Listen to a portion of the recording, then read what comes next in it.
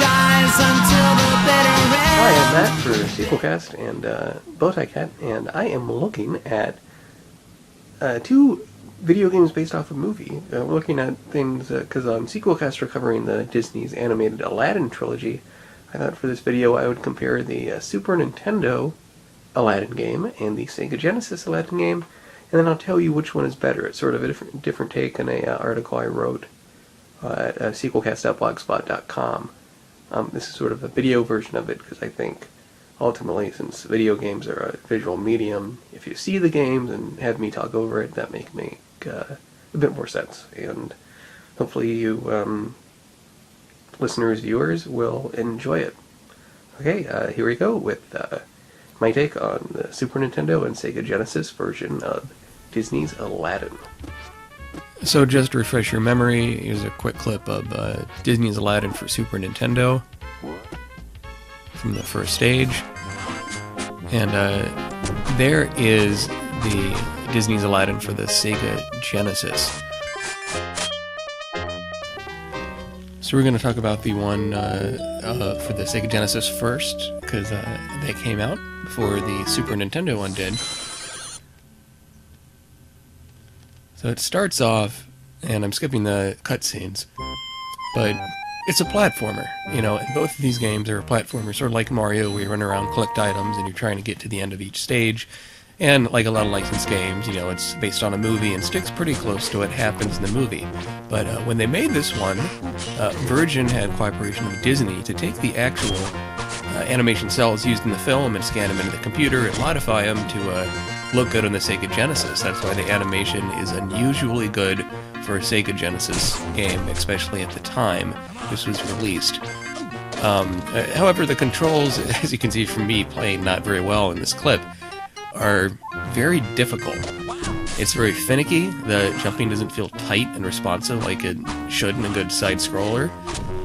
One difference between this and the Super Nintendo one is, as you can see, our friend Aladdin has a sword that he can use to hit people with, but it has such a short reach that you often can't hit it what you're trying to do. This part here at the stairs is hard, because you have to run to the end, run back, hold up, and jump on the steps. And it doesn't tell you have to do that. In these old games, you had to figure everything out yourself, so it makes it very, very frustrating. And the apples you collect, they're items you can throw and kind of shock the enemies, or you can kill them if you throw enough apples at them. So, a weird thing about this stage is, even though it's like the beginning of the movie where Aladdin is avoiding getting caught by the guards and so forth, the music in the back is Prince Ali, which in the cartoon Aladdin was done when, you know, he meets the genie and he wishes to be a prince, and there's a big song and dance number out in the streets of Agrabah. So, why did they pick that for the first level of the game when it should have been a rendition of One Jump? I don't know. But it's bouncy, it's upbeat. Disney's Aladdin on the Sega Genesis, while I never owned a Sega Genesis, was a game they demo in Kmart's and stuff across the United States. So you could play it, and you know, kids could convince their parents to get them a Sega Genesis for Christmas or something. It was, in some ways, one of the better looking Sega Genesis games ever by this animation style. And one of the guys at Virgin USA that made this game is David Perry. I believe that name is right, something Perry. I think it's Dave Perry. And he later went on to do the Earthworm Jim games, which had the similar style of complicated animation and kind of loose controlling platforming. So the life meter up here in the corner is the magic lamp. And it's not one hit and you're dead, it's like 5 or 6 hits and you're dead, but there's a lot of cheap hits. I find this is challenging even for a first stage, but then I don't play like Super Nintendo games or Sega games like every day for hours and hours like I did when I was a kid. So when you die, there's this funny kind of clip of Aladdin falling over, and then the genie looking like Mickey from Rocky is giving him a massage to get him back into battle, so that's kind of cool. And it's almost at the end of the stage, as it turns out. And that's the end of this first level. Reviewing the Sega Genesis version, there's a few bonus stages. This is like a standard slot machine thing that's not in your favor. This bonus level, I think, could have been a bit better. You play as Abu the chimp. And Abu Anagraba, as the name of the stage is, and he has a sword and you think, great, I'm going to kill things, but nope, you just got to avoid pots falling from the top of the screen. Very difficult. It isn't a same set pattern every time, but I did not do so well, as you can see. So now we're going to talk about the Super Nintendo version of Aladdin.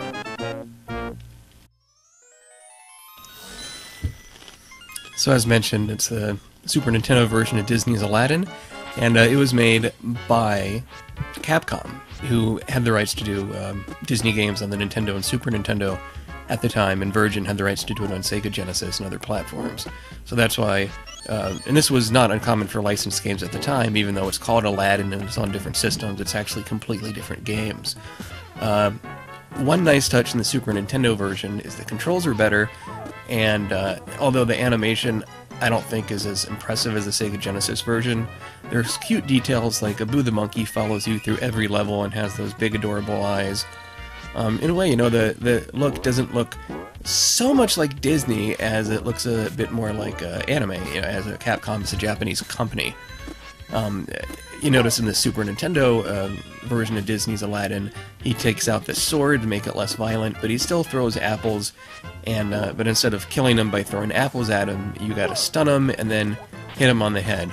And there's still some cheap jumps, but the stages in the Super Nintendo one are a lot shorter, and the game is much easier. There's Abu taking a bite out of the apple.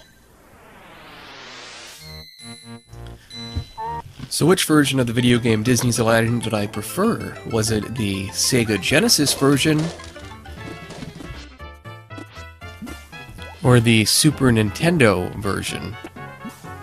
Well, I think the decision is obvious.